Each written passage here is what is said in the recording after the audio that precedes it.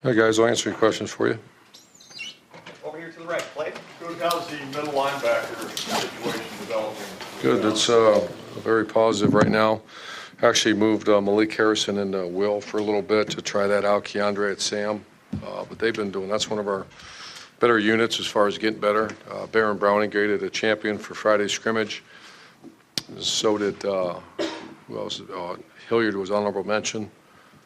And Pete Werner graded as champion, so they're getting better. Really talented guys. What's the tough prognosis? The normal guy it takes longer than a guy like him. So we're anticipating a September. Far left, Lori. Coach, you had a team with a plethora of great leaders last year. I'm wondering where you are in the process of placing that leadership. Average right now. When you lose that many quality guys, like you said, all those fifth-year seniors, guys that invested so much. But I see promise. I see there's some very good promise. So today was a better day. But it's day to day. That we'll know more of that after spring ball. But it's nothing like it was last year. I know that in the past sometimes you named some captains in the spring because you needed leadership at that time. Is that something you've done this year? No, but they know, Paris and Terry are elite leaders. On the defense side, I think Draymond Jones is going to be a good leader for us, and Jordan Fuller's turned out. But I haven't done that yet, no.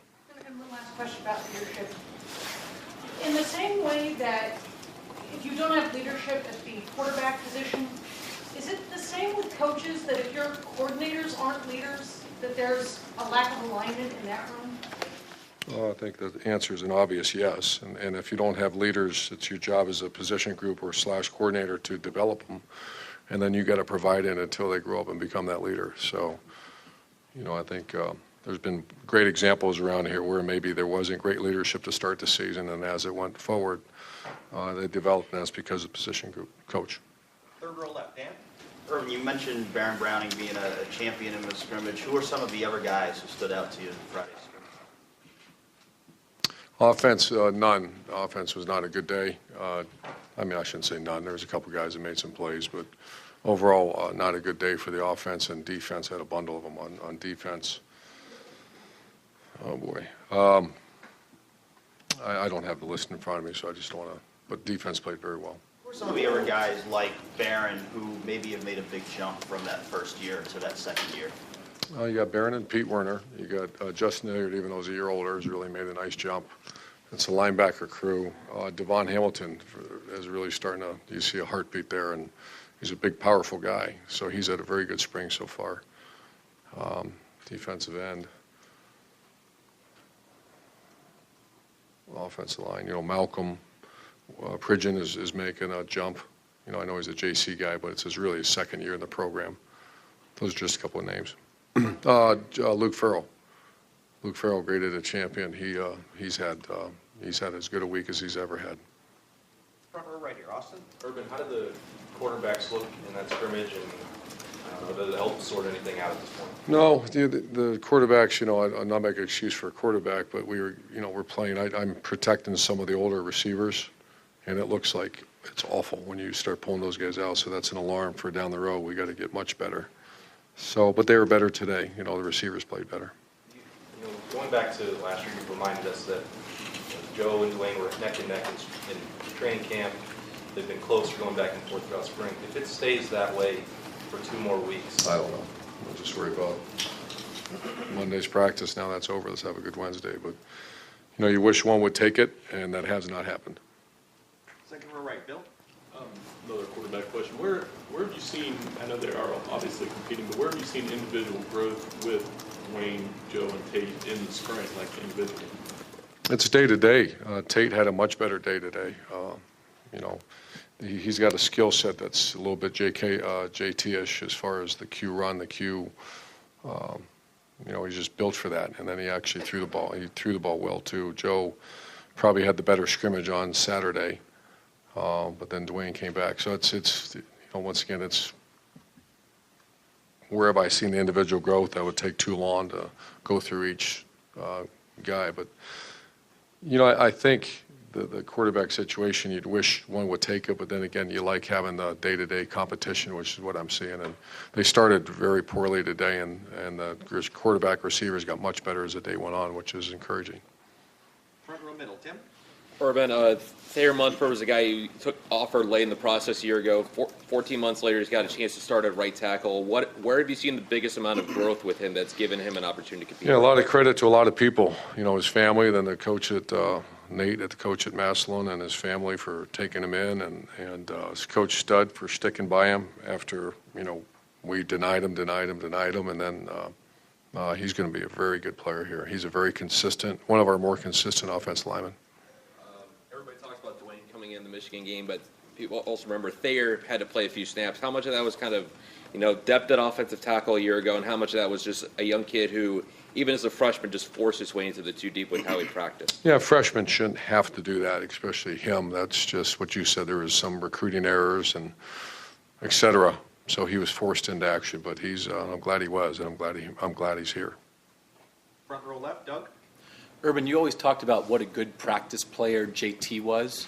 When you have an established quarterback who is a good practice player, what does that do for the rest of the offense in practice when you're going 11-on-11s and stuff? And then maybe what does it do now when you're not in that situation? It's a great question, and one that I've had those great quarterbacks that they're great practice players. They raise the level of play around them. They don't, I call them palms up guys. They're not the guys that look at the coach like this. They just keep the group going.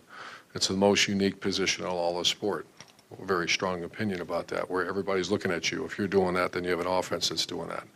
JT was, among as many strengths that we had, the strength you just said might have been as more powerful than anything. So we're not there. You can see the void, but at times you can see it get much better. We're much better today in practice 9, I believe it is, than it was practice 2 or 3. And I know there's those rare guys, and I know you went through it with Tebow. And I imagine the way you talk about JT, it's similar. Just when you have a guy who's such a huge part of the program for so long, does it just take a while sometimes for that void that just, you just miss him for a while because he was there for such a big deal? Yeah, and but the other guys have been here. There's guys who've been here for a while. Joe and Dwayne not as long as Joe, but they've been here for a while. And I don't want to be negative because they're doing much. I mean, that was a pretty good practice today.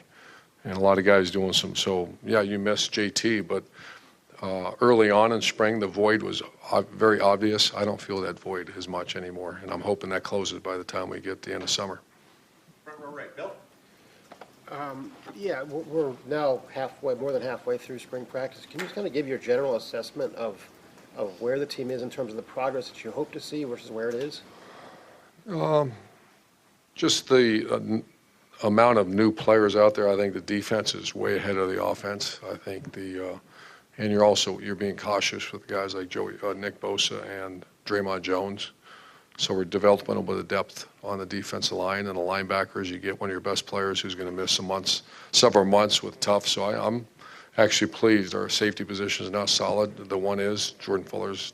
We got to keep him healthy because he's playing excellent right now.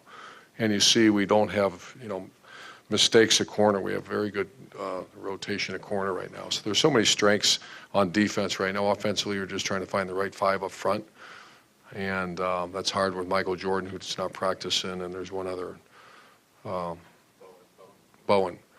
And then you also have K.J. Hill, and I'm protecting Paris and Terry. So it's a little bit of herky-jerky out there, and, the answer is go and play those guys and put them in harm's way too much. I'm not going to do that. Just have to fight through it. Do you feel any more certain that you will have at least a clear leader at quarterback by the end of spring? I don't know. I'll worry about practice, 10. Front row right, Tim? Urban, why can't you play 3 quarterbacks? If one could play receiver, and people say that, just play 2 at a time, People say that don't really know what they're talking about, because what do they play? Just put him at receiver. Okay, just put anybody at receiver then. So the one thing, Tate's got an incredible skill set. There's some conversation about that because he is a gifted guy. Is football practice almost set up for you to be sort of like a little bit miserable every day because you do want to see your defense playing well, but you want to see your offense playing well? And how do you over the years have you learned to deal with that, judge that, know that if the defense is playing good, maybe you're not going to be happy with the offense. Well, I think it comes down to matchups. If the defense playing well because of, very good players and defeating blocks and all that, if it's because of chaos or because of missed assignments and because a guy just getting whooped by, then it's, that's tough. And defenses should be ahead of the offense really all the way through training camp and all the way through spring unless you get really established players. So I'm fine. I've done this long enough that all part of the process growing up. Last thing, at least for me, for a guy to take the reins, to be that quarterback you want to see at the end of spring, what has that fellow got to show you in the next 6 practices? Well, just lead the team, and there's got to be a separation at some point. And right now, there is not that separation. And just when one starts going, the other one comes up, and the other one drops a little bit. So, and I'm talking about the 3. So. Second row left, all right. Urban, you guys recruit a ton of different areas all over the country, and sometimes I feel like you do need to go into some pretty tough areas. In situations like that, how much more challenging can it be to recruit a Tough area prospect? for competition, you mean, or what do you mean? No, just tough areas like kids being exposed to things like drugs and gun violence and stuff. Yeah. And the reason why I asked that is because, and I know you just got asked about Thayer, but Thayer's been exposed to some of those things. Do you have to look out for certain things when you're recruiting a player that's been exposed to things like that? And how do you recruit areas and prospects and kids like that that have been exposed? More cautious than we've ever been about digging in deep, and you have to have somewhat confidence in everybody there is going to be truthful with you, which that's happened in the past, they were not. But, I put it on our staff and the area coach, and then I do as much homework as I can. But those are great questions, especially nowadays. You got to be extremely careful. And we got really good guys here right now. I use the term healthy. This is a very healthy program right now. And the worst thing you could ever do to a healthy program is bring chaos into it. And I'm watching that as hard as I ever have. And when you were recruiting Thayer, obviously he's in a position to be a starter as a redshirt freshman. He had some academic issues in high school. I think that he grew up in some pretty tough areas that he was telling me about. What did you see from him during the recruiting process that said, hey, we should take I did not. I saw the coach at Massillon and his wife who took him in. I saw our offensive line coach that there's nobody, I can't imagine a guy doing a better job than what he did as far as hanging in there and doing all the homework. And then when they finally presented to me, and Gene Smith was involved in that decision, once you met with him, you found out his background, you found out all the support. I just think there was a bunch of people that did their work. And, I don't want to get as emotional about saving someone's life, but this has been good for Thayer now to be in this kind of structure. And he's an awesome guy, awesome guy. He said that there was, being in this program and having the opportunity to start is a chance for him to save his family. And I know Wow. that that's a pretty important thing. Pretty bold statement, isn't it? Yeah. Yeah, I just don't know. Well, God bless him, because if that's one of his focuses, you can see it every day. He's doing a hell of a job. Got time for 2 more questions. Far left, Dave. Urban, every team is different, has different strengths. Of course, you've talked about this before, just adjusting to the strengths of your players. Can you just talk about that process, how it pertains to this year's team? That's still, you use the word, that's going on. That's the process. That's the evaluation. At the end of spring, we'll list our top 20 players in order on offense and defense, and that'll be determined what kind of style offense and defense we are. There's been times we've been more of a downhill. There's been times we've been more of a perimeter run game. That's going to be dependent upon who our best players are. And, obviously we've got a little different style quarterback, potentially. If it's Dwayne, a little bit different. Joe can do both. And Tate's a little bit more in the JT mold. So a lot of that's going to be dependent. The good thing is it's very flexible. You can't name a play that we don't have. It's fitting that together with our personnel. And final question, second row middle, Adam. Urban, how much of your conversations with the quarterbacks are leadership-based, and how much of it is more technique? I am more leadership-based, and then Ryan, that's his job with the technique. But Ryan, a big part of that's leadership as well. How do they respond to that, the leadership? Oh, they're great. They're great. They're good dudes, and they're good people from good people, and they all want to be the quarterback at Ohio State. Coach, Thanks, thank you guys. very much.